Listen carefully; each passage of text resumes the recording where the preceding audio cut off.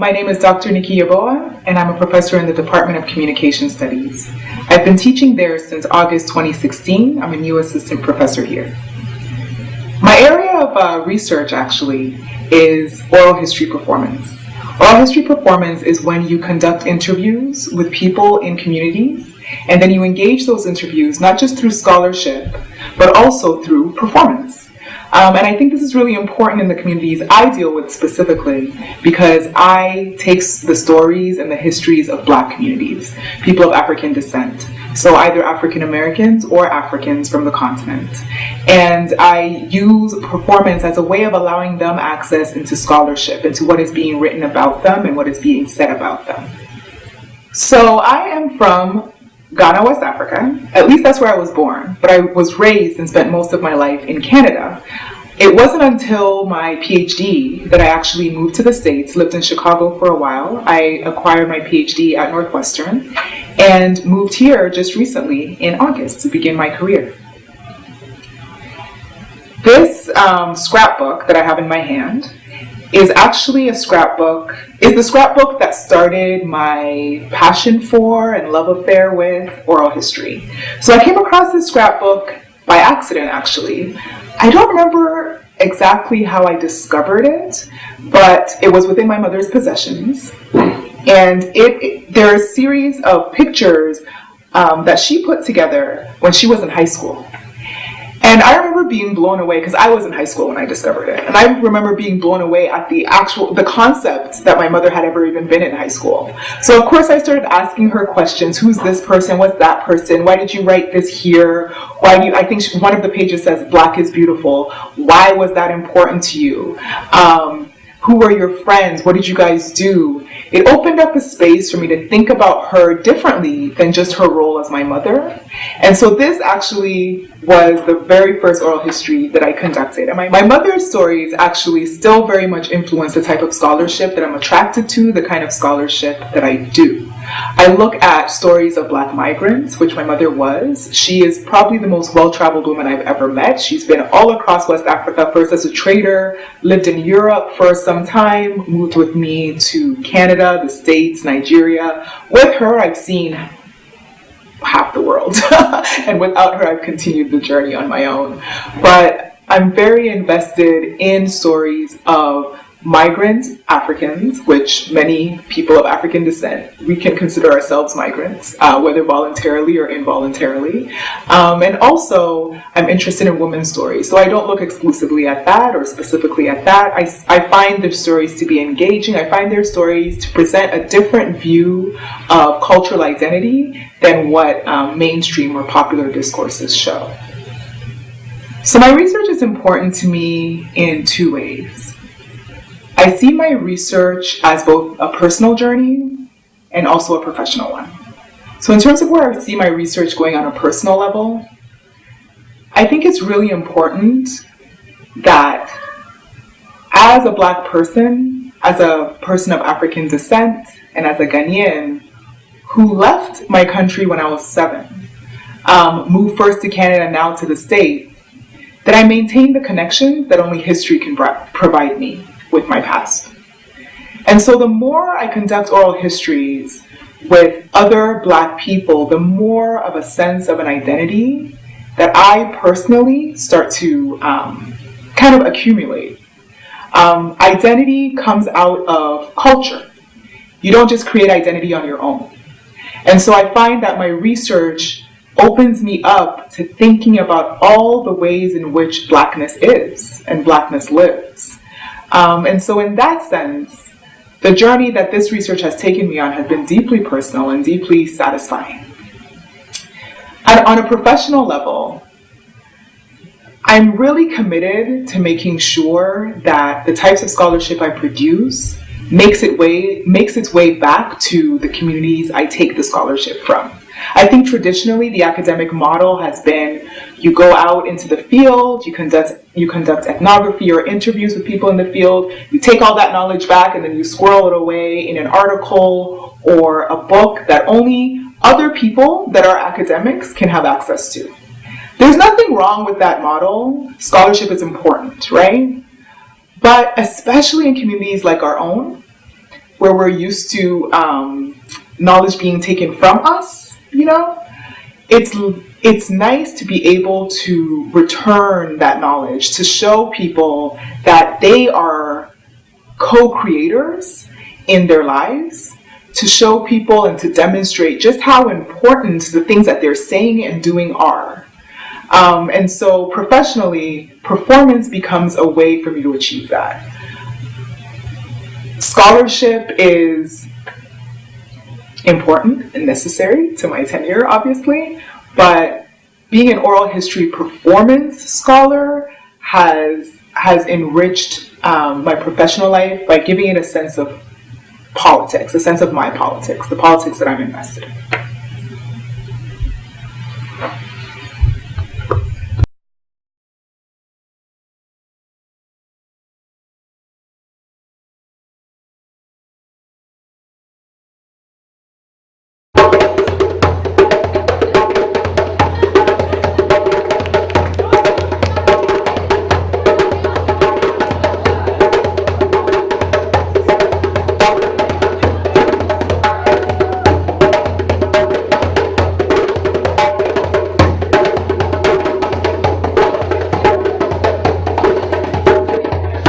So Eros, the name that's engraved on the drum over here, that is short form of Erogbogbo. And now that's the family name.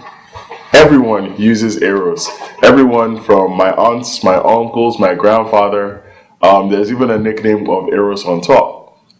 There's a saying, Maboru Konyeje, which means don't spoil the name. So we try to keep and preserve the Eros name because, we have people, congressmen, high power and high profile people with the name. They've worked very hard to establish themselves.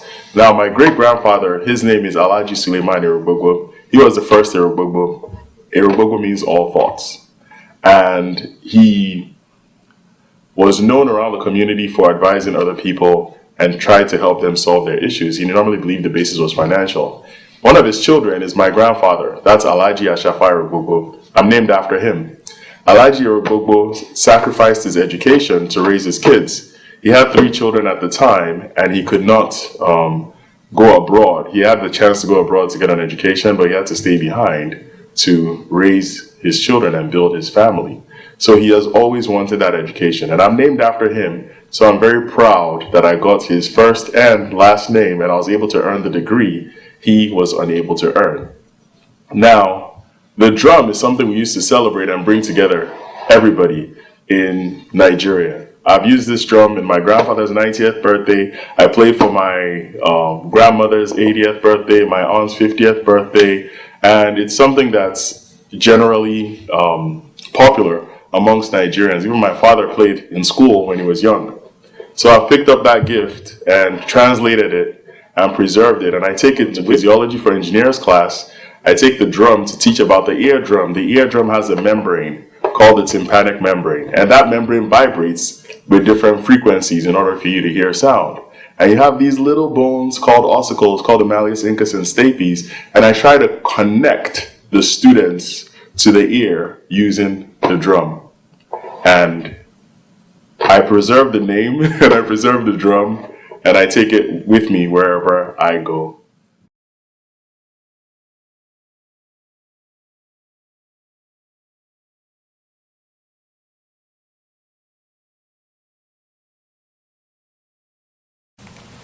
My name is Faustina Ducross. I'm a sociologist. I'm interested in the ways in which Black identities have been constructed in different places in the United States. And I was really inspired by my family's history. They were Black Creoles that moved from Louisiana to California in the 40s. They were part of this great migration that continued over that time, and they were part of a really tight-knit community. I started to develop my project by interviewing my grandmother, and I used this recorder to do several hours of oral history interviews to get her sense of what it was like to be in this community during that time. And after that, I really was able to get a context for what was happening in the Black Creole community in Los Angeles during that period. And I did almost 50 interviews. And the time with my grandmother really was powerful for me because we just got to sit and talk, and I was able to listen without everyone else in the family around and be able to ask questions about her experiences and growing up in New Orleans, how the family decided to come to LA, and what it was like to raise family in the Creole community in Los Angeles at that time. The research that I've done with the Black Creole community in Los Angeles is really a jumping off point for me. I'm going to be looking at the community in the Bay Area and really kind of weaving that together. I had family that came up here to the Bay Area also, so I wanted to see how that is similar and different in the ways in which the Black community integrated the migrants and what was their experience, how did they make home, how did they connect to Louisiana. And I really bring that into my classes when I teach my race and ethnicity classes. I talk about the history and the legacies of segregation, what that's meant for generations after. My African American Studies classes, we really talked about the Great Migration in terms of the impact that had in terms of movement in such large numbers and how communities kind of arose out of that. The current articles that I've been writing have really been a focus on the ways in which the Black Creole community made connections to home. One of the ways that they did that was through the Catholic Church in the parishes in Los Angeles. And I grew up hearing about the parties and the school functions and the Mardi Gras fundraisers that happened all in the Catholic parishes. And I really got a sense of that with my research, that it was really one of the key ways that migrants connected themselves and their community in Los Angeles to back home. And I also was able to get a sense of how the second generation who I interviewed, who grew up in Los Angeles, like my dad, my aunts and uncles, how they also connected to Louisiana, even though they were mostly raised in Los Angeles. And lots of the folks that I talked to think about Louisiana as kind of like a homeland. It's part of their identity. It adds to their identity of being Black, and it also helps to explain sometimes who they are in the context of the way our country's racial hierarchies get understood. Lots of times people don't know that they're Black necessarily by their name. They might think they're Caribbean, they might think they're from Latin America, but connecting to Louisiana is a way for them to kind of claim that Black identity that's grounded in the history of the U.S.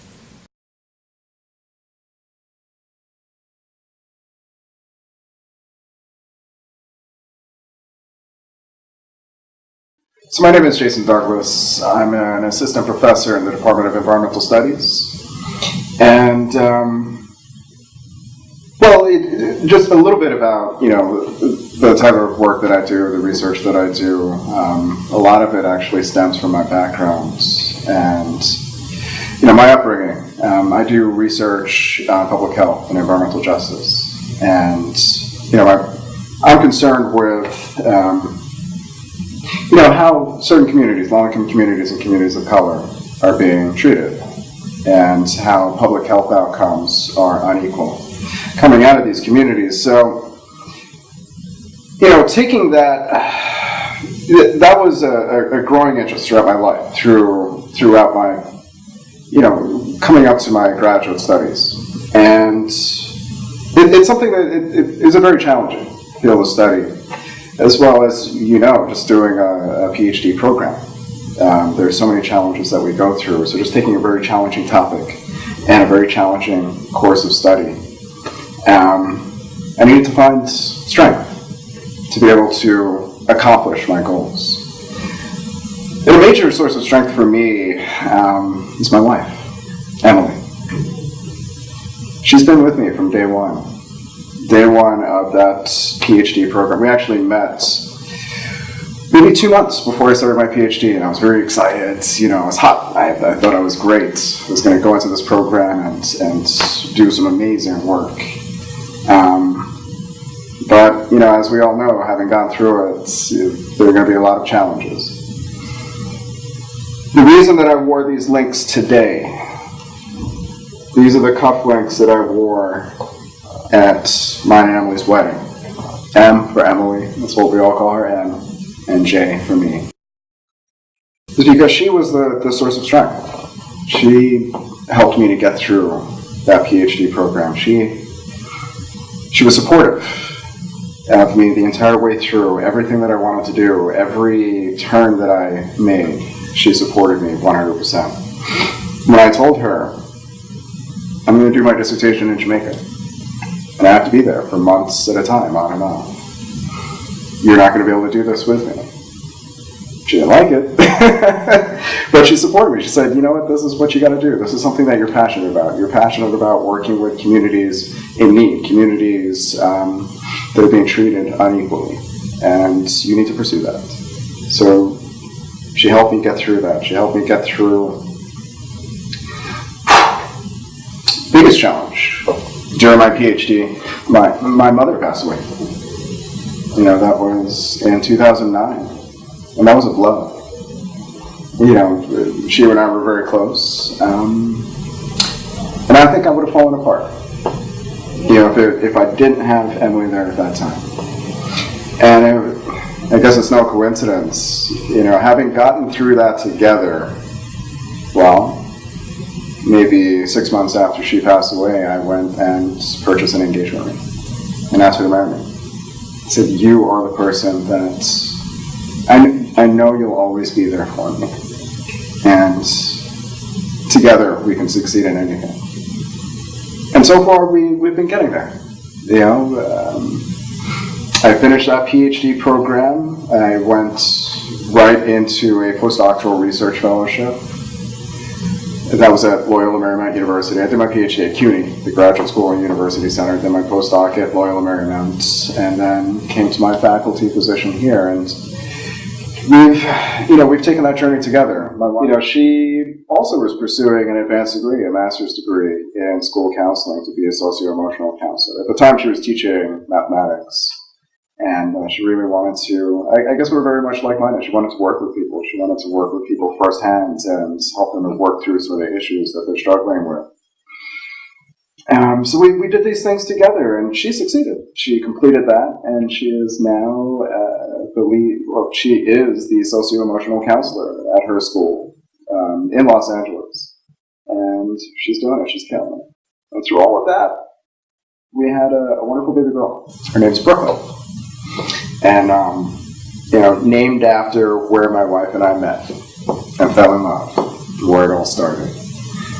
So we brought that baby girl into this world, which is why I brought the beads, as an enduring symbol of what I'm trying to accomplish, what my wife is trying to accomplish in her work, is, bringing about a respect for diversity, a respect for inclusiveness, equal access to resources for all people, irrespective of what you look like, race, class, gender, where you come from, what language you speak. Our daughter is Brooklyn. She's all colors of the rainbow. She's got everything going on in her. And for us, she represents the future. And she's another, again, enduring source of strength to forge forward and say, this is what before we were doing it, because this is something that we believed in and we still do, but now we have even more of a reason. So that little girl has a better world to grow up in.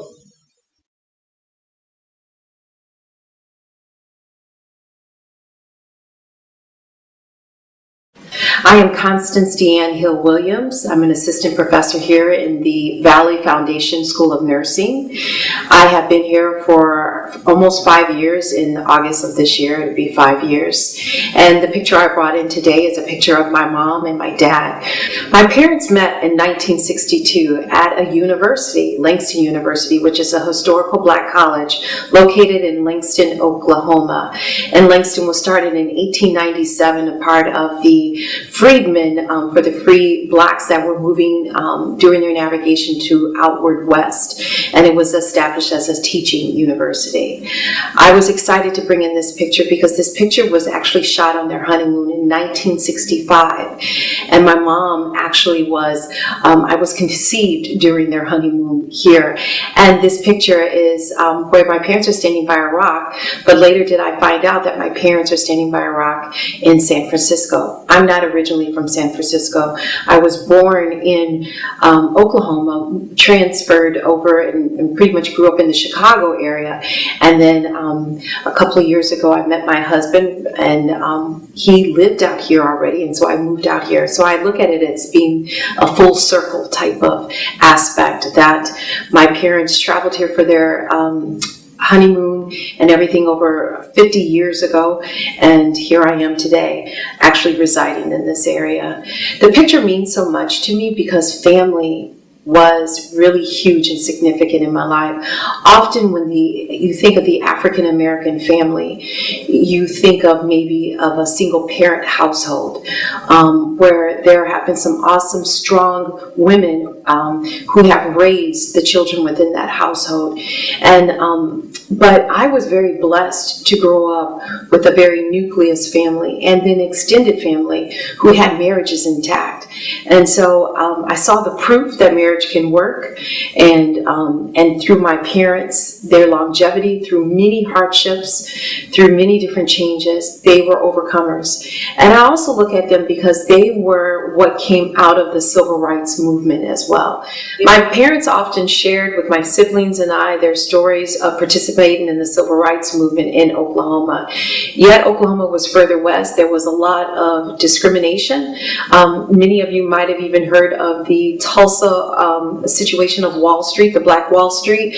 I have many relatives that were living during that time. They came through that. All of my family, after they migrated from Mississippi, moved on both sides to Oklahoma. So they have learned of that, and they had firsthand experience of engaging in some civil rights activities, such as sitting in at the Walgreens in Oklahoma City, and participating with Clara Luper, who is a well-known civil rights activist. She is now since deceased, but during that time, who led many of the student sit-ins throughout that state. So I look at them as historical figures in my own rights because they overcame a lot. My mom in particular grew up in a small town called Spitzer, Oklahoma. She was the first of her family to receive a college degree as she went to Langston. What's very unique about my dad is that, and I thought this was just commonplace, my grandfather had his master's degree, and he received that back in late 40s, and he got that at Oklahoma State University in agriculture. And so he comes from that lineage, and then here I am now, fourth generation of the, actually, I take that back, third generation of a college student, but I have superseded my parents and then my grandparents' expectations of getting my doctorate about 3-4 years ago. So that to me just shows the progression of what the true tenets or foundations can do for an individual. And so that's why I like that picture, just because of the fact that it shows the unity and the growth and expectations, how they could supersede. So my research interest originally started off with young people who acquired HIV at birth. My dissertation focused on that generation because they were the first generation who was reaching adulthood. And nobody thought that these young people would ever make it to adulthood, including themselves. So now we have a group of individuals who are now adults with a chronic illness. It has now been labeled a chronic illness, HIV. And they want to have life. And so I thought what better way to understand that was to give them a camera. I gave them a camera and an opportunity to do the photo voice method, which was to describe what they envisioned their adulthood to be like. And so many amazing facts came out of it. One of the things is that they said is they never wanted to be known as HIV does not define me. It's not who I am. They had names. They had ideas and dreams and aspirations, which was huge. Most young people that have been impacted truly in this country by HIV have been those of African American background. So often if you read in the literature, you would hear that they come from really broken down family units, crack, prostitution, all types of the worst urban ills that you could think of. I found what was very unique with my small sample size that this was contradicted with the young people I had. One was already in nursing school and she was headed to become a nurse practitioner. I had another young man who was also in school, got a full ride to a school in Nebraska, headed to become a lawyer because he wanted to be an activist. So many of them were doing great things. Often they have talked about wanting to have families. So what did that look like? How were they going to do that? And one young lady in particular, she already had a child who was HIV negative. So I wanted them to have an opportunity to tell their story through the lens, but then also to write their story in narrative and to put it on display. So I had an opportunity at the University of Chicago to open it up to the people that they wanted to disclose it to, and even invite some of the stakeholders in the community that can make a difference, such as lawmakers, and that they came in and they were able to display their work. So moving forward, yes, I would love to do something similar. I do a lot of work over in Africa as well, in Kenya. I have a nonprofit called The Unity that goes to Kenya and Zimbabwe. And when I was in Kenya, they said because of the antiretrovirals that they have received in there, they're believing that they're going to see a lot of their people. So I thought it would be fascinating to see would there be some common things that would emerge with their young people in Nairobi, and then also with the young people here in Chicago as well.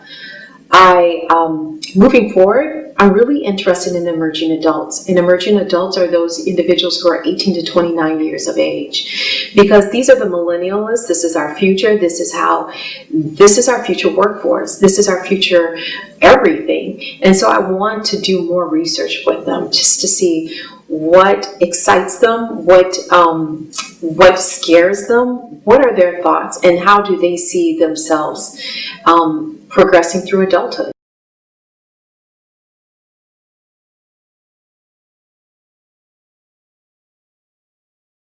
So these are pictures of my grandparents, and they were so important in my educational journey.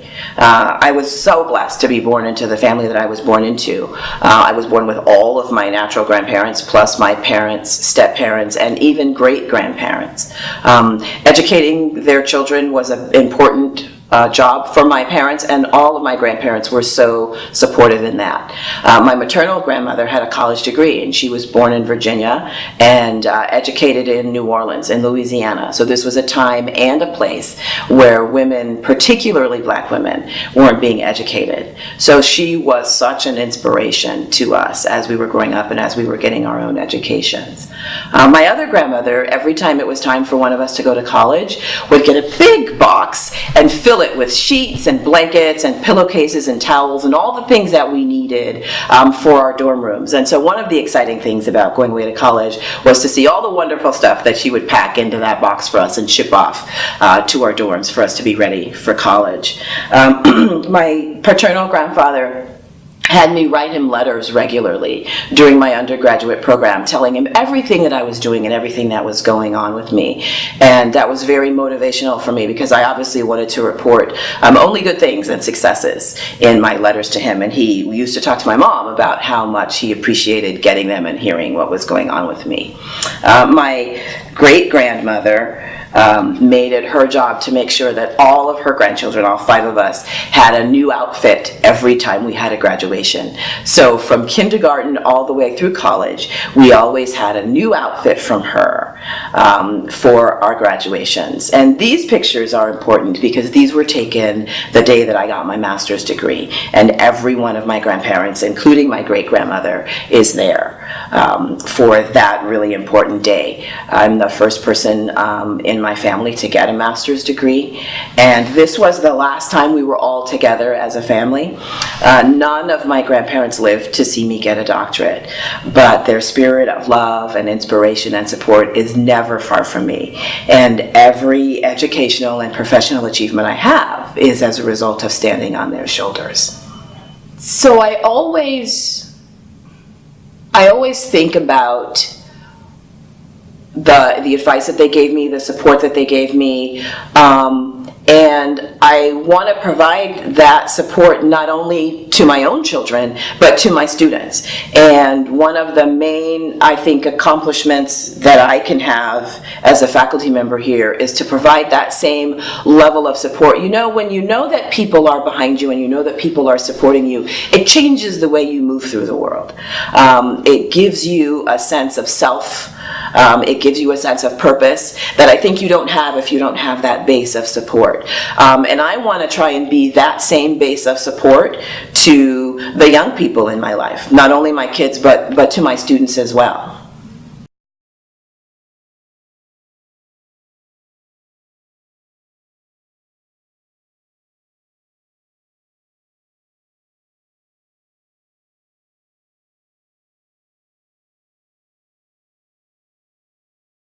I entered graduate school 1993, sociology, Indiana University. Before that, I was a major in electrical engineering, Georgia Tech. I'd never taken a sociology class, but it was after I graduated and started just reading on my own that I got really into sociology books. So when I went to graduate school, I expected to have that same passion, but that first semester, it wasn't the same. It wasn't until I discovered this book in my second semester that I kind of reignited that passion that I had. Like, okay, I'm in the right place. So Racial Formation in the United States, Michael Omi and Howard Wynett just really kind of verified my love of sociology, especially for race and ethnic relations. It gave me a really good sense about our experience as African American people, what we had to do to survive in this land and to advance. So after I read this book, I'm like, I'm going to use this book when I start teaching. So I started teaching 1995. This was definitely one of the first books I used for my class on race and ethnic relations. Students found it very powerful. They kind of gained a lot of insights about how race works here in the U.S. and what they could do to kind of combat it and make things better for all people, of course, but also our people as African Americans. So I always use this book in all my race and ethnic relations classes. I haven't taught in a while, but I still check this book out from time to time. Still gives me insights. In 2008, I think it was, I actually met Michael Omi, one of the authors. So he signed the book, and I'm like, wow, this is great. Meeting one of my kind of mentors from afar. So even though I haven't really taught in about 5 years, haven't taught this particular class in over 10 years, still very relevant today. So, I don't teach much anymore, but as an administrator, one of my jobs is to try to figure out ways in which we can definitely enhance student success. So that's supporting, instructors in the classroom, but it's also looking at extracurricular activities, co-curricular activities. For instance, our students recently went on alternative spring break. They went to New York City, Washington, D.C., visited Harlem, visited some of the historically black college university in D.C. area, went to the new museum, Smithsonian Museum on the mall. Really powerful experience for those students. So I was happy that in the College of Social Sciences we were able to find some scholarship money to help the students. So we had 7 students in the College of Social Sciences that went on the trip, and we were able to give each one of them $500. So my job as an administrator is to find funding to help these students in terms of scholarships, programming. Again, another thing we're very excited about is the new Black Scholars Community over at one of the residence halls. So Professor Nikki Yaboa is the professor in my college, and she's the faculty in residence for that particular program. So I just love being able to support faculty and students and trying to have very rich experiences here at San Jose State University. I think it's very important that San Jose State University continue to recruit and retain African American faculty and administrators for a couple of reasons. One is to have mentors in the classroom so that African American students see somebody in the classroom that they can relate to. So somebody who understands their experiences, who could also be a role model for other students as well, not just African American students, but for white students to have a person of color as an authority in the room, as an expert, I think is very powerful. Second, it's also important to have more faculty and staff be available for mentoring roles outside of the classroom. So we have the Black Male Mentoring Movement, for instance, which was started by Jamal Williams, one of our excellent, talented, staff members. So it pairs up faculty and staff with our African American men. So having more people who are available to serve in that capacity is really important. And one final thing I mentioned is for administrators of color, especially African Americans and other administrators, it's really important to be, in those halls of power, to be able to affect change, to when a proposal is made that may adversely affect students of color or students in general. It's important for people to have those alternative perspectives, to be able to speak up and say, hey, let's rethink this. Let's come up with a plan that might be more beneficial, more powerful for our students. And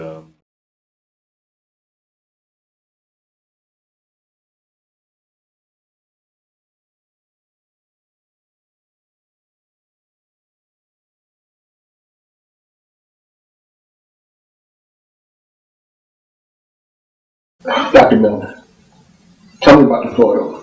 Well, the photo was done in the winter of 1980, 6 days after Mrs. Rosa Parks' mother had passed away, and her funeral was very much on Mrs. Parks' mind. So I was grappling with dealing with her sadness, as she also had to recall the sadness of the Montgomery bus boycott. So it was a rather challenging day and afternoon, but Mrs. Rosa Parks was a trooper. She moved through the interview. She shared details with me about her mother's life and her mother's impact on her that she hadn't talked about publicly for years. And that interview turned out to be one that would be reprinted in numerous other studies, and it really was a turning point in my career. In many respects, it made my career. Okay. Because it got published in a collection by a Pulitzer Prize historian named David Garrow.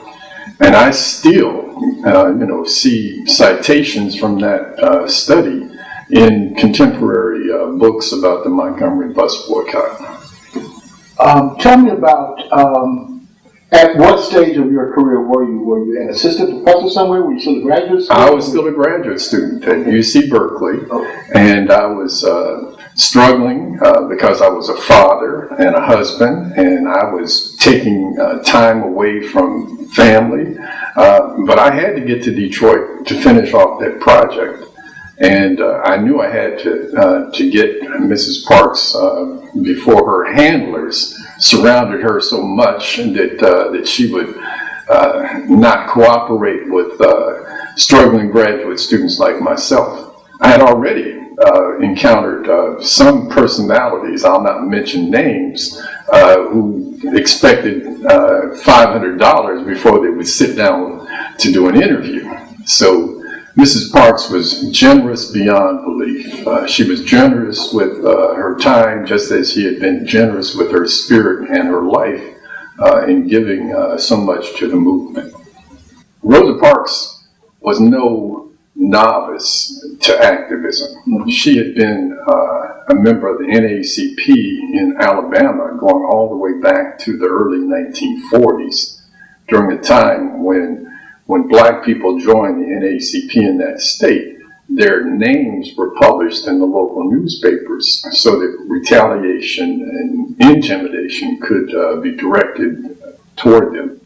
And Mrs. Parks had overcome that kind of fear long before she refused to give up her seat on December the 1st, 1955. And of course, I knew all that.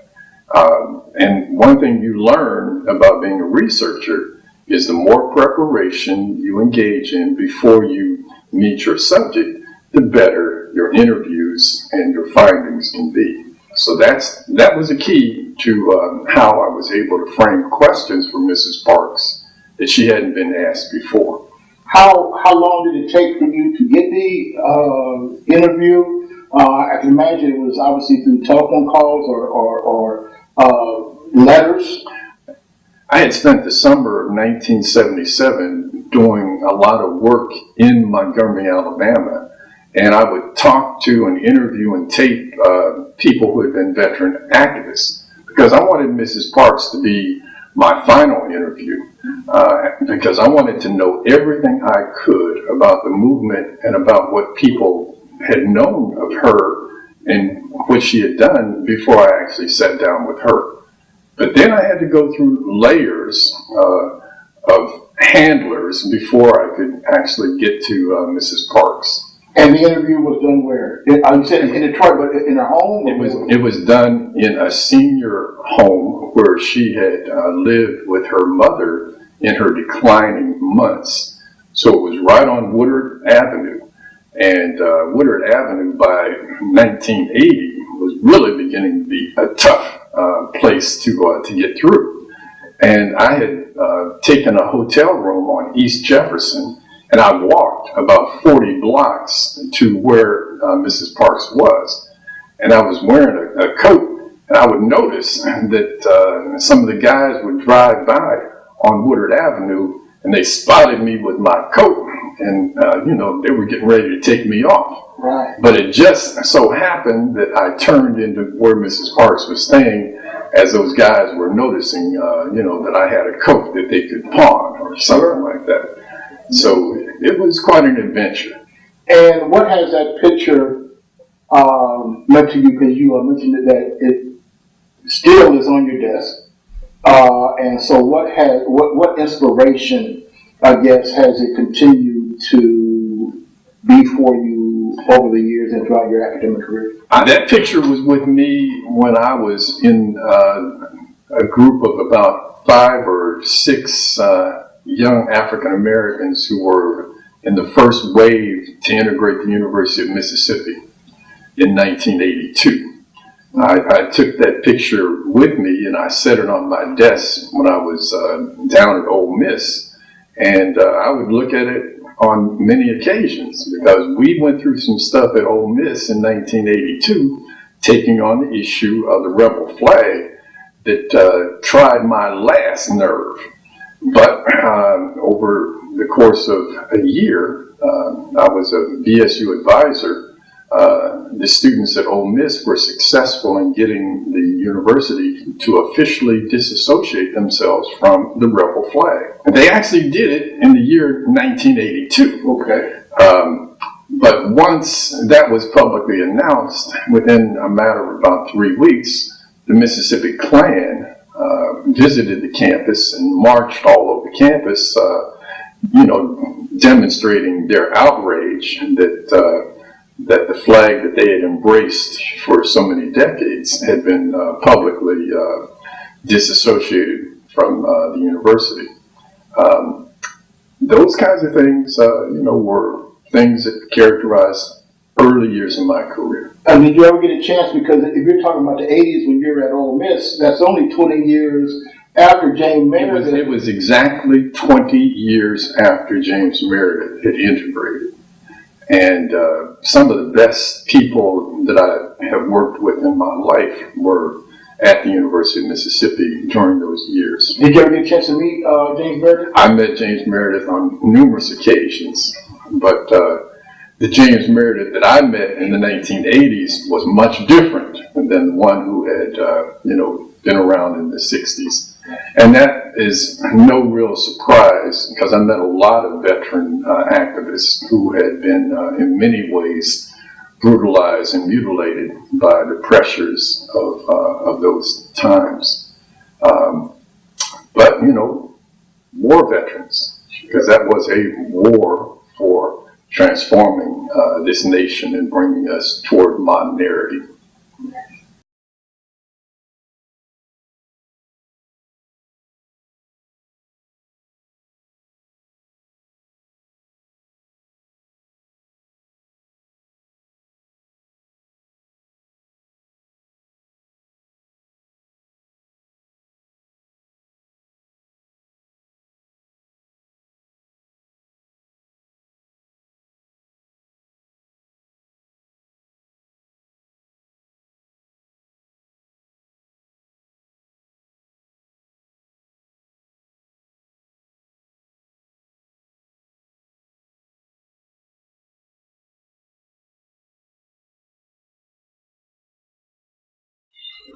one, it was my mother and my father, and they worked as a team up until the time of his death at age 89. So what he couldn't do, she would take, she was a beautician, and she had some income coming in here and there, and she would do. And she was very muchly so proud of her 7 children and her husband, and she wanted the best for us. And that meant her doing everything she knew to do, and then some things she didn't know that people advised her to do. So one thing was, help out, where you can. You pay the $5 that month and what have you. If you need to, there weren't enough ladies coming in for their hair, get their hair done. Well, you might be able to do some housekeeping for somebody. So she was always looking for ways to help my father support our family. And that included this incredible vegetable garden that she taught us to maintain. From an empty lot that was across the street, she saw that as food production, and she called the landowner, whose name was on the rental sign, and got permission to keep the lot. In a city, you can't have wild grass just growing every place because you get fined. She promised to keep the lot mowed and everything, and he wouldn't have to come into the absentee landlord. He wouldn't have to come in to do that. And we kept that lot taken care of because she decided to do gardening. And as an excellent horticulturalist, she taught us in the process. So it was like that. When something needed to be done, and my parents agreed on it, my mother and father found a way out of no way and got the business taken care of. And that was just true, not just for me, but anytime there was a need in the family, their nuclear family as well as their extended family, their church family, their community family, they worked together to help people. And when I see the benefit of long-term investing in people, you're never alone, no matter what you're going through. And it taught me a lot about how to build my own community when I left home. Well, one thing I learned is the what you see externally in a person is not necessarily who they are. That's a part of it. But to be willing to take the time to listen and say hello and develop relationships is really, really, really important. Even if it's just the person you say good morning to every day, it has meaning to people.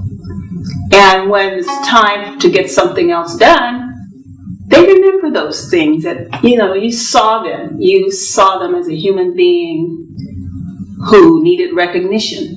Just a good morning really makes a difference to a lot of people. You never know what they're going through. And my parents were community people. They didn't skip over anybody because their clothes didn't smell right, or their hair weren't pressed hard enough, or so forth and so on. They were really committed to humanity, as were most of the people in that little small church there in that town. And it felt good. It felt good. And that feeling of wanting other people to feel good, I think, was part of our upbringing. You be nice to people because it's nice to be nice. And you'll feel nicer if you are nice to people because it will come back to you. And so it was part of the upbringing as a child. And I never, ever feel alone. I mean, at age, I think I was 19, when I was selected to do an international field study through USAID's training program. And I told my mom I was going to get to go to Africa. She said, Africa? What does that mean? Most people in the 1960s, most black people in the 1960s couldn't imagine where the continent of Africa was unless they had had some kind of really good geography training. And we don't do that very well generally in America. But when I told her I was going to be on a plane and how long it's going to take to get there and all this, she was very, very worried. But I had no fear. I had absolutely no fear about going someplace to meet people. And I think that was because growing up, we just had so many people in our lives that were just met, you know, because my parents were helping somebody. They spending the night in our house or coming over for Sunday dinner or this, that, and the other. They weren't related to us necessarily.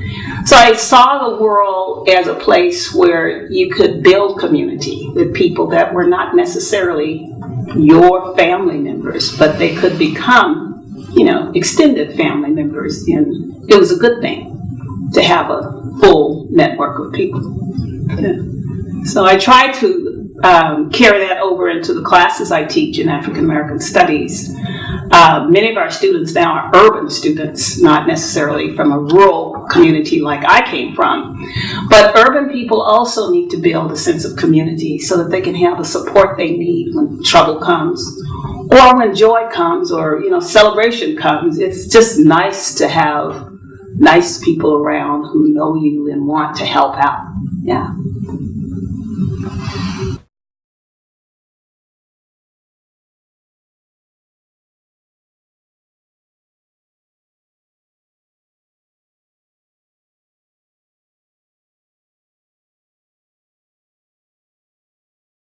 The pictures I brought which signify the importance of my going into education are one of my grandfather, John Prince, and the little guy in front is me with my dog, whose name I don't remember, and my aunt Corinne, who was the first person in our family to attend college and graduate. She attended Howard University, and I would follow in her footsteps. And again, it's important to note that, again, as I followed my aunt's footsteps into Howard University, was my second university. I first attended Ohio University on a track and field scholarship while I was waiting to get a theater scholarship from Howard, which I was able to obtain. Howard had been my dream because it's our family university.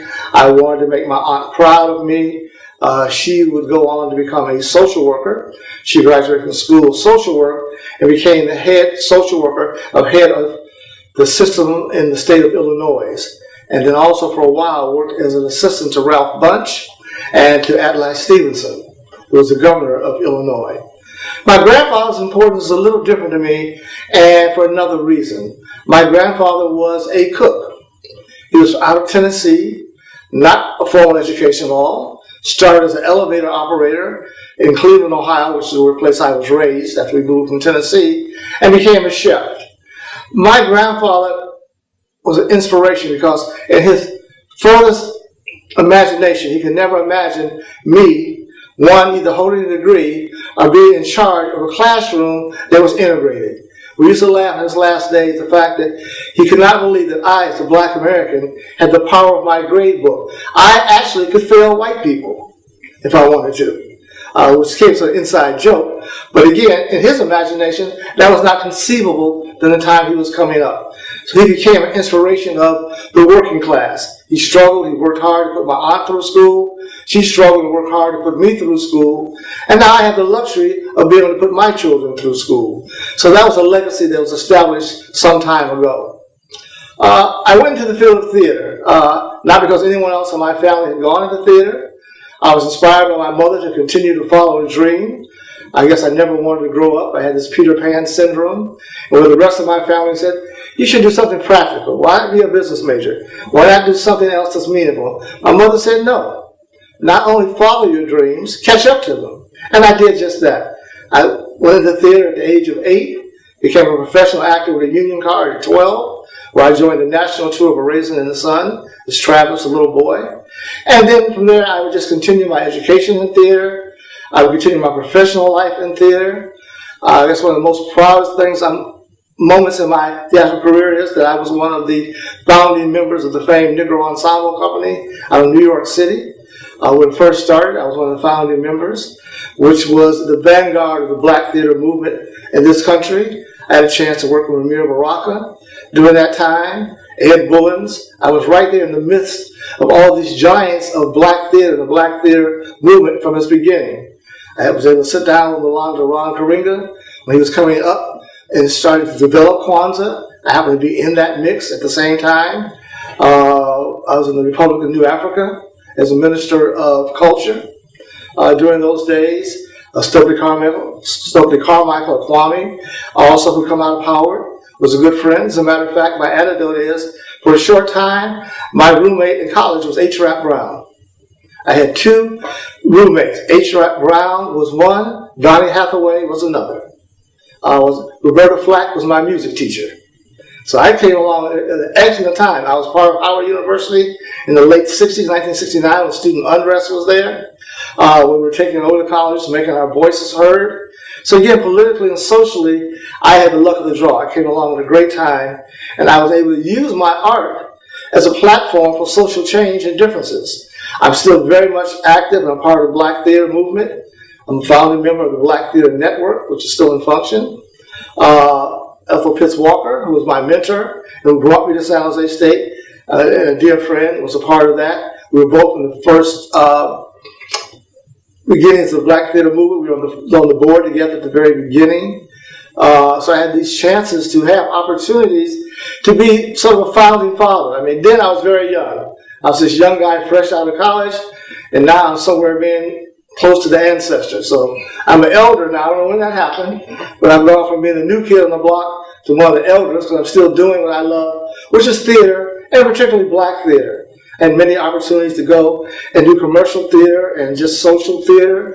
I really kept my commitment to Black theater. Although I do all types of theater, and I would like to be known as a professional theater director, not a professional Black theater director, but I am involved and committed to Black theater staying alive and being very important and vibrant in America for young people to look at. We get a chance to tell the stories. We get a chance to tell the stories of our past. We get to create and reenact stories of our present. And we get to also write and create stories for our future. Theater is very powerful because we get the opportunity, and my motto has been to tell the truth of people's lives, and especially to be a mirror and a platform for the Black experience in America and beyond. So that's my commitment. I teach young people. They say people who teach don't do. That's a lie. I do. I teach. I am theater.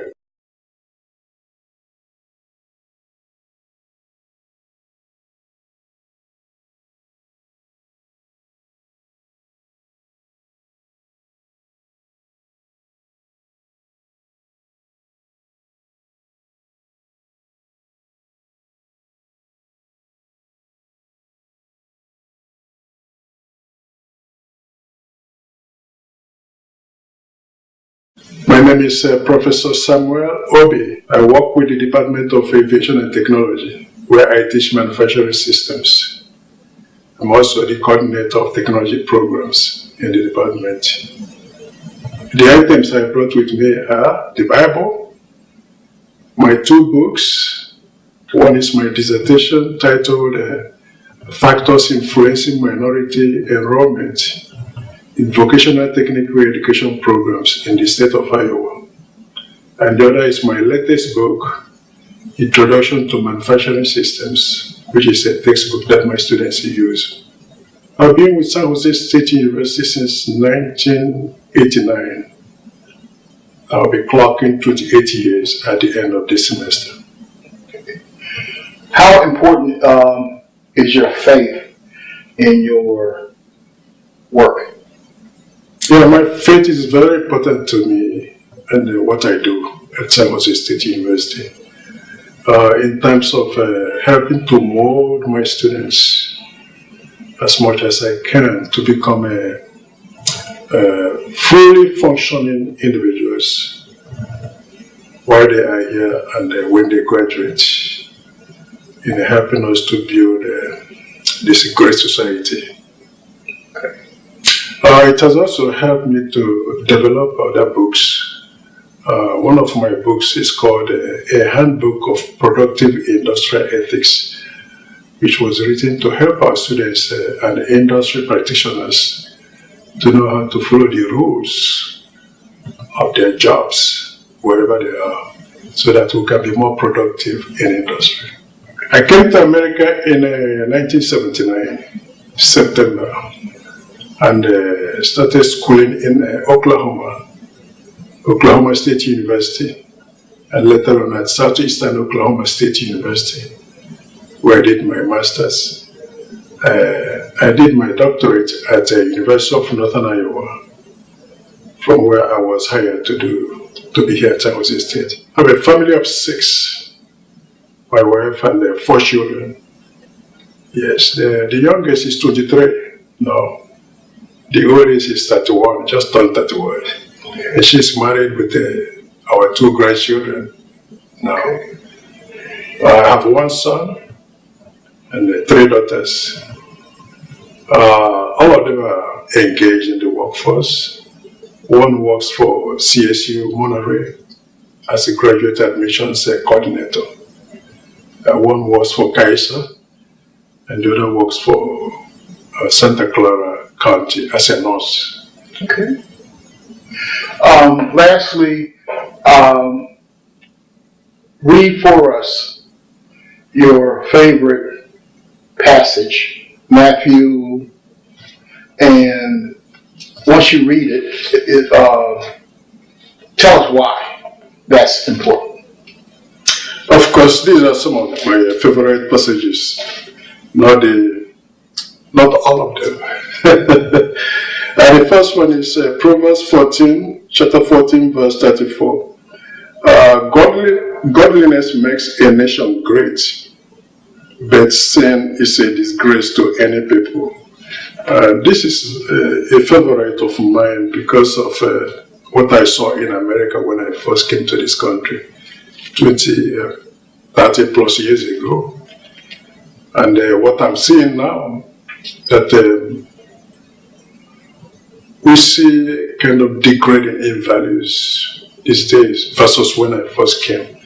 And I believe that if we sustain that level of value we had in those days, this nation will be stronger and stronger as it was intended to be.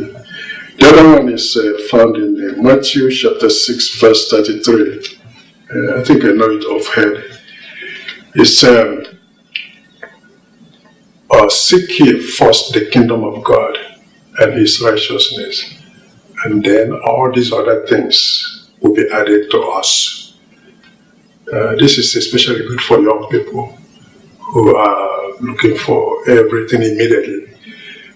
This passage tells us that the first thing is to remember our God who made us. This nation is a Christian nation. We have to remind our children that when we remember our God, he will take care of our other needs, including our education and whatever, jobs and so forth. And lastly, you mentioned having read the Bible how many times? I don't know how many, but basically every year we read the Bible once. Over once, from Genesis to Revelation. Well, that's a tradition we have in my house. And my children, when they got admitted to college, the best gift I always gave them was a Bible. I bought them one of those 1-year Bibles. And I asked them to read it every day. There's a portion every day that you read. And by the end of the year, you have finished the whole Bible. In fact, this morning I read my own inside the train as I was coming to work. Today is online, you can get it on your cell phone.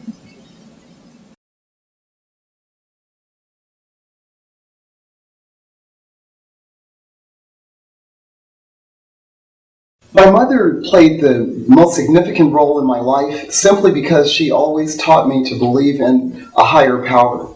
I grew up during the time where racism was prevalent, and I did not understand why people of color were treated the way they were treated. So I would go to my mother and would ask her, well, why can't I do certain things, or why can't we do certain things in life? And my mother always reminded me that I'm a child of God. And she said that as long as I believe in the 23rd Psalms, and she would told me to memorize the 23rd Psalms, to study it, and within the 23rd Psalms, I will find the answers to life.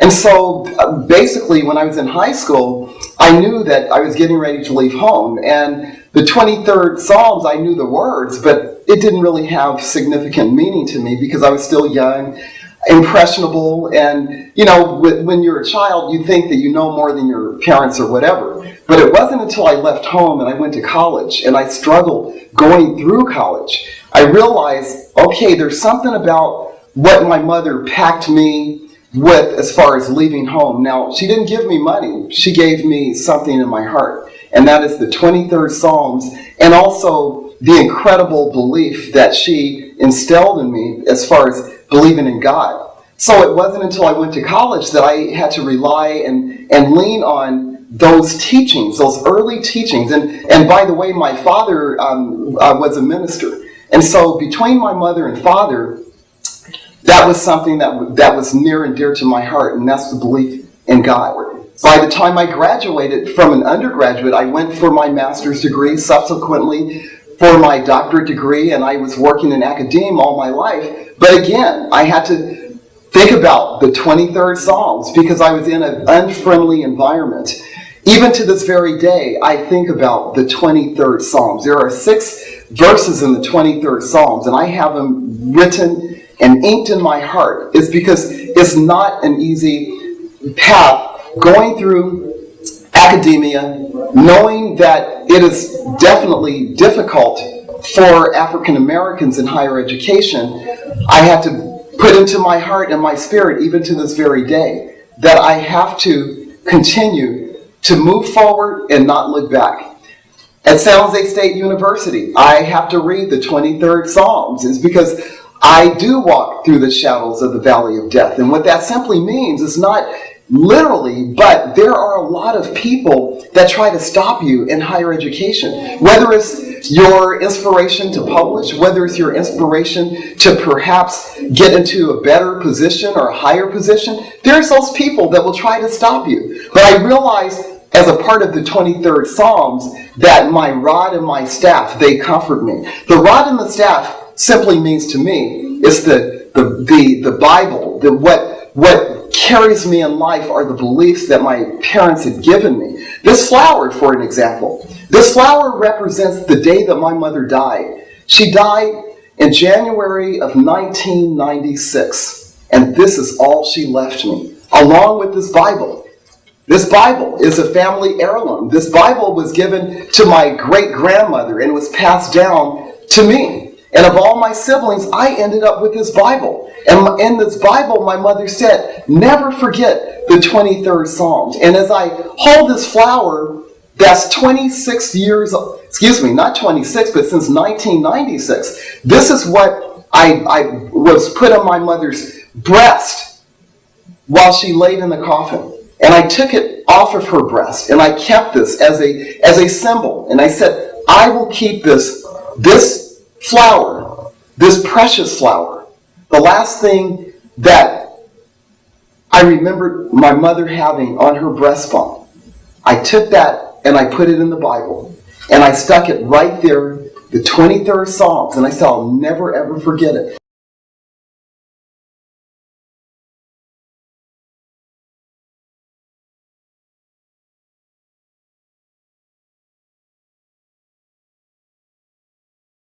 Education has always been huge in my family.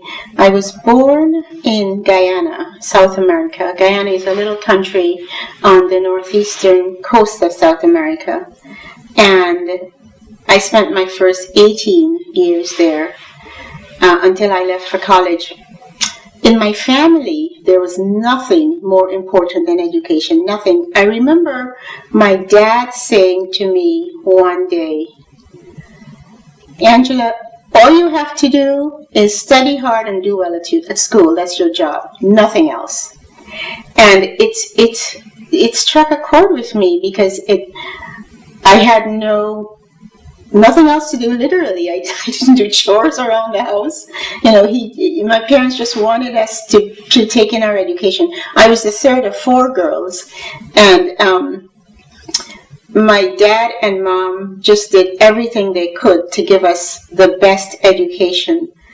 And So I grew up with that value ingrained in me.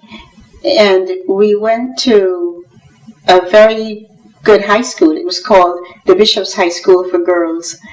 And it wasn't easy to get admitted to the school, so to make sure I got in, my dad paid for me to get extra lessons, and I did score enough on the main test. There's a test you have to do at the age of 10 or 11. It's called the 10 plus. And depending on how well you do on that test, you get sent to a high school in the country. And the best high school was what everybody aimed for. And I wanted to get to Bishop's, and that's where I got. So once there, I studied hard, and I liked studying. My family used to call me Books. My nickname was Books because I read so much and studied so hard. And eventually in high school, I sat the advanced level GCE. That was an exam that was actually sent to Cambridge University and the University of London in England to be graded because our country was originally a colony. And I did Latin, history, and English at advanced levels, and I passed them all. And I got a scholarship to do my first degree at the University of the West Indies in Jamaica. So I did that degree, and that when I was finished, I got another scholarship to do a doctorate at the University of Pennsylvania. I was telling Moses, I did my final exam on a Wednesday, traveled on a Thursday, arrived in the U.S. on Friday, and got married on Saturday. It was June the 19th. 1971, and my mother made my wedding dress, and the first time I saw my wedding dress was when I wore it on Saturday morning to my wedding. That's how good she was at making my clothes. From the time of my birth until I left home for college at the age of 18, my mom sewed every single garment I wore. My school uniforms every year, the dresses I wore in the afternoon, the pants I wore, every single thing was made by my mom. And when I was leaving for college, she sewed me, what was almost a trousseau, she sewed me a suitcase of clothes for me to wear at college. And that's what I wore at college. So the first time I wore a garment that was ready-made that I went into the store and bought was after I got married at the age of 22. Up till then, I wore only the clothes my mother made. And so when I was getting ready for this series, Dr. Cherry said to me, well, do you have a garment that she made that you could bring? And so I dug around the house and found that blouse that I absolutely loved to wear. It fitted me like a glove, like all the clothes she made. But there was something about the colors in that blouse that I always liked. And so I kept it, and I found it hidden away in a bottom drawer in my bedroom. We then went on to build the value of education in our own family. And my children went on to understand how important that was. When we came to the U.S. to live, we had only about $100 between us, my husband and I. Because when we left Guyana, we were both lecturers at the University of Guyana, and the government didn't want us to leave the country. But when Stanford offered my husband a position, we thought, well, we should at least come and try it. And so in order to make sure we came back, they didn't let us leave with our assets. So we came with only about $100, and we've now been here 80, we've now been here 37 years. And we managed to give our children an excellent education. The point I'm making is that it's what you have inside of you that counts, not the external trappings, because we didn't have money. But my firstborn did a JD at UCLA. My second child is a professor at Cornell in history. My third child did a graduate program in psychotherapy. And my youngest, the baby, went to Harvard and then Stanford. And so we did all this with 4 children. We didn't have much money when we came. Of course, the financial situation improved over time because I got a job at San José State. My husband is a professor at Stanford, so it's gotten increasingly better. But we started with very little. Here at San José State, I'm a professor in the College of Education, in the Department of Special Education, and my area of expertise is literacy development, reading and writing. I have a book that I wrote, Teaching Reading and Comprehension to Ethnically Diverse Students. Literacy is the foundation of everything children do in school. And if you can't read and write, you pretty much can't do the other subjects. So I've always been really interested in literacy and in reading, and I've spent my entire career focusing on that. In fact, my research for my dissertation was conducted in East Palo Alto, California, which was at that time and still is a largely ethnic minority community.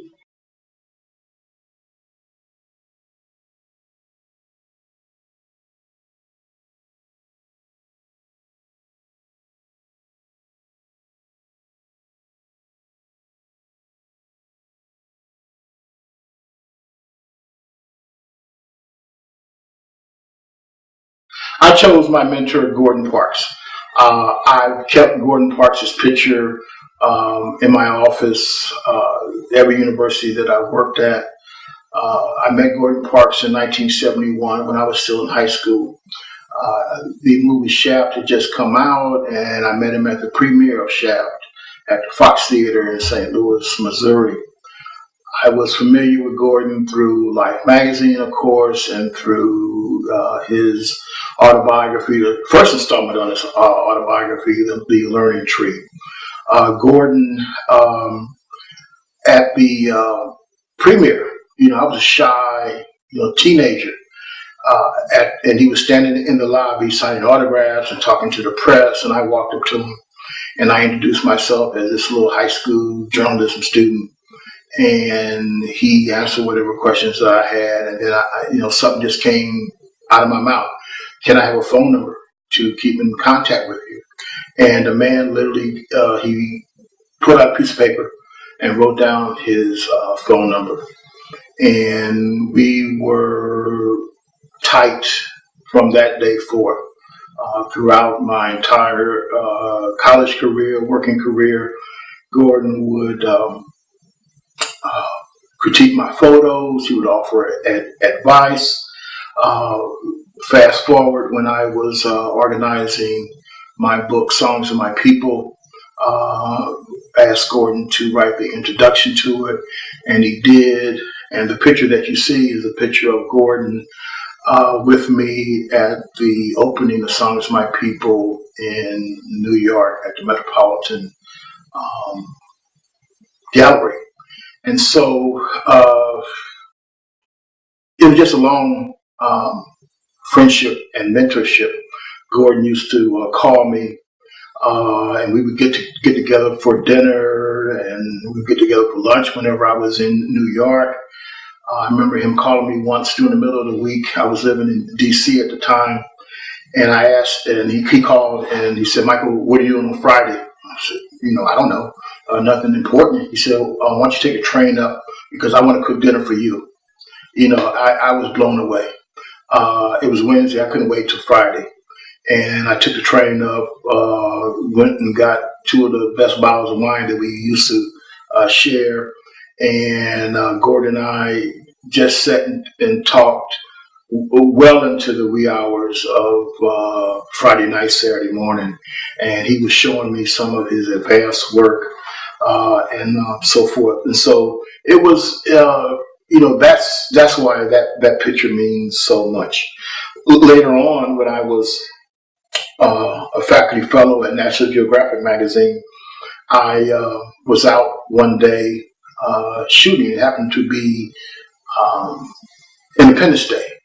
And I saw this picture in Washington, D.C. that to me looked like Gordon's American Gothic that he shot back in the 40s when he was with the Foreign Security Administration.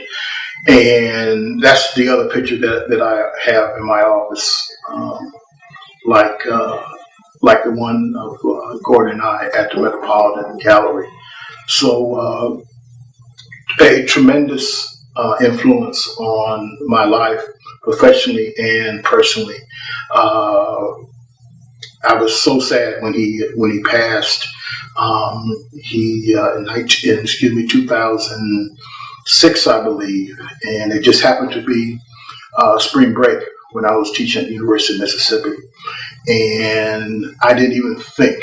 I immediately just got in my car,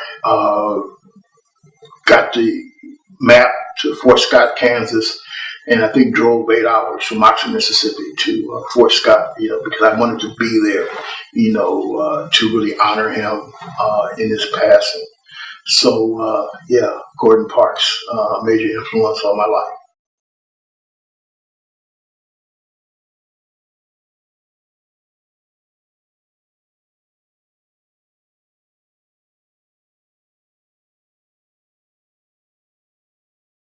I'm Bob Rucker. I'm a former CNN correspondent. I've been teaching at San José State for 27 years. Quite a passion to be here. And I must say that being director of this school for 5 years was one of the highest moments because I got to lead one of the prominent programs in journalism that's recognized around the world for excellence in media education.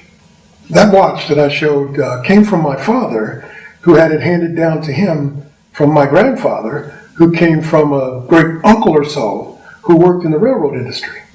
And one of the things that the family tradition was, time controls the fabric of our lives. So be on time, but also look at time as a guide for the past, from the past to the future. Learn from the past through the times we've experienced, so that in the future you don't make the same mistakes. And most importantly, you can build on your successes if you are aware of where you came from. It's ironic, but when my father gave me that when I was a teenager, I hadn't really thought much about it. And then he kept it in storage, so I didn't think much more about it until later in life when he was about to die. And I gave it to him to say, "You sure you want me to have this?" And then he explained. He said, "Look at what you've done with your life." When he gave me that watch, he didn't know that I was going to open up a career in television journalism where time would be of essence. It would be the benchmark. It would be the demand, the pressure, the stress. All of it would come from time.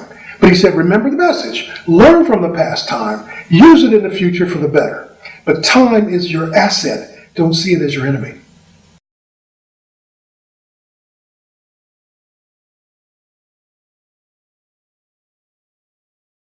My name is Emily Joyce Bruce, and the picture that you saw with me holding a diploma is the diploma I got from the University of California at Davis. The reason I'm holding that picture is because that diploma is because that is a symbol of my parents' commitment to education. I grew up in Sacramento, California. I was born in California, and my parents came to California from Texas and Kansas to have a better opportunity for their family. And their idea of a better opportunity was education. Their commitment was to raise all 4 of their children and send them to Catholic school. And when I was younger, my father would drive past Sac State and say, "You're going to go to college." And so by the time I got ready to go to college, I applied to the University of California at Davis. And not easily, I got into that school, and I was successful.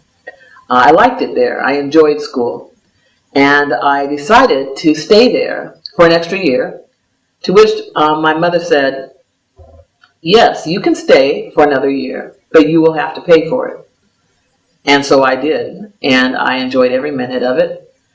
And when I finished school, I went back to work in Sacramento, working with children, much like my mother had when she was going to school. And then I realized I needed more education, and I went to the University of Washington in Seattle to the School of Social Work and got a Master's of Social Work, and came back to California. I got a job in Stockton, where I live now, and I worked for Child Protective Services. And I worked there for 10 years and decided that I needed to go back to school again. And I went to the University of California at Berkeley to get a PhD in social welfare.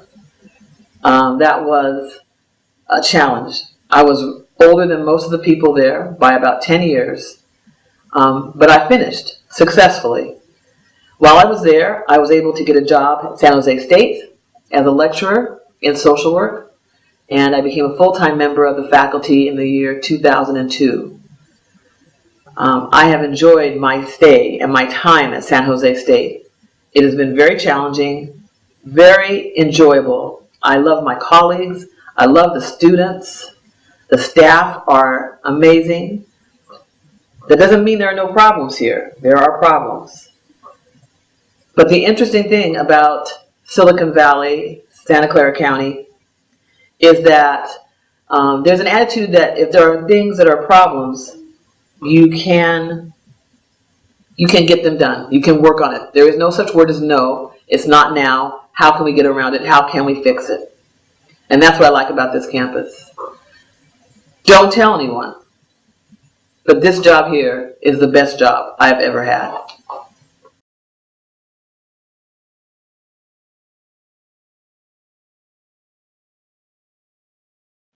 My name is Stan Butler. I am an associate professor in the Department of Kinesiology. I have been at San Jose State 27 years. I'm currently teaching classes in fitness nutrition, weight training, basketball. I brought along with me today what I like to refer to as my horse, but it's really my bike. I was actually got the spark of bike riding when I was a youngster, about 7 or 8 years old. A neighbor in my neighborhood who was 65 years old used to ride his bike through the neighborhood. He would always pop wheelies on his bike, and everybody knew that neighbor as Slick Ike. At any rate, I remember as a kid thinking, I want to be like that guy one day. So here I am, me and my bike, and we spend a lot of time together. Some of my best rides are the ride from home to school, 11 and a half miles to get to school and 11 and a half miles to go home at the end of the day. I don't think that's a whole lot when I think about a PBS special that they did on children from Kenya who would run 7.5 miles to school and 7.5 miles back home every day. So riding a bike, that's a lot easier, but it gives me an opportunity to practice what I teach/preach every day. And the two really are compatible.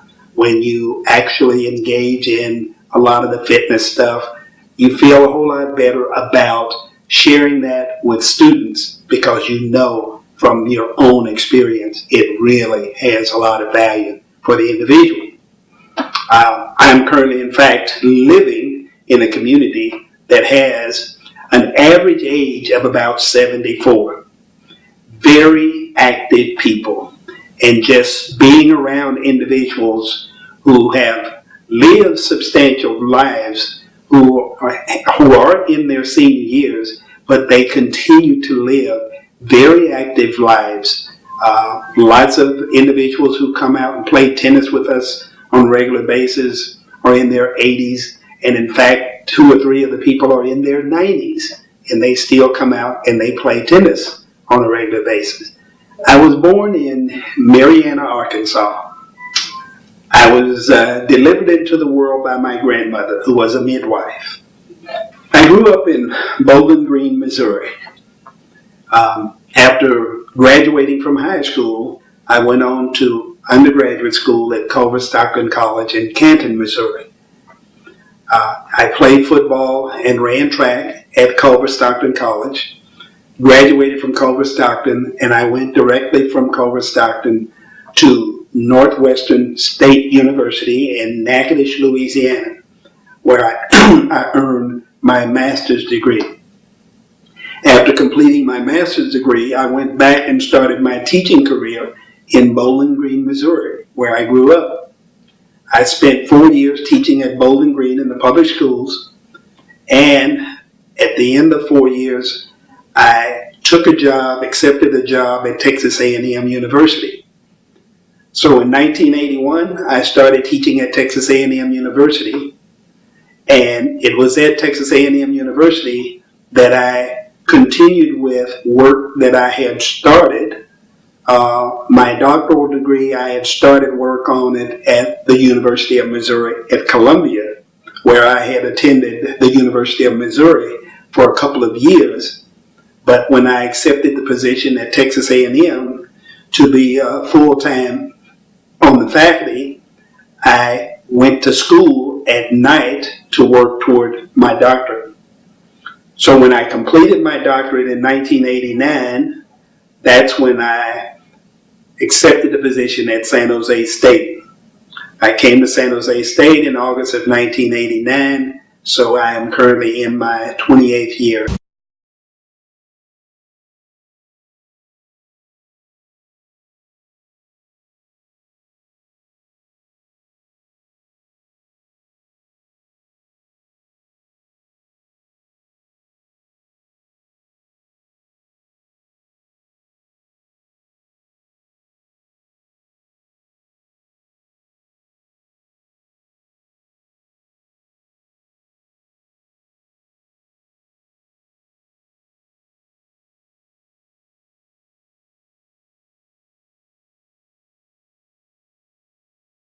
I found this figurine while I was doing one of those perusals through a store that has so much stuff you can't see what's in there.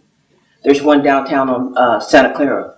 And I came upon this statue. And I almost stumbled over myself getting it to the cash register, because who finds a figurine of a black teacher? I've never seen one before. And so I had to have it. It was my price, $3.65, and took it home. $3.65. Yes, sir. $3.65. And I thought, what a find. I would have paid $300 for it. And I was excited because you don't get to see black teachers modeled anywhere. And I grew up in a school where before junior high, it was a traditional African American community school. I don't like to call them segregated schools anymore. It was a community school in southeast Missouri, in what's called the Boot Heel, Sikeston, Missouri. And of course, we had black teachers. All of our teachers were African American. It was sitting in the middle of the black community. And this represents my favorite teacher, Mrs. Agnes Maxwell. I had her in the 5th grade, and I wanted to grow up to be just like her. She always had her hair fried, dyed, and laid to the side. She always was dressed impeccably. She was stern with us, we knew she loved us, so we worked for her. And so I would look at her and think, I want to be like that when I grow up. I want to look like her, you know. And so she greatly inspired me to teach. All of the people there did. We had teachers from Fisk, from Arkansas A&M, and also from Lincoln University at Jefferson City. Those are the 3 feeder schools. And what was such a great experience is that they lived in the black community. We were an extremely poor community, but the teachers were migrants. They came there for 9 months. They would find rooms in the community, and they would live there in homes, and then they would go back home in the summertime. And so it was a very intimate relationship because they knew our families. They went to church with us.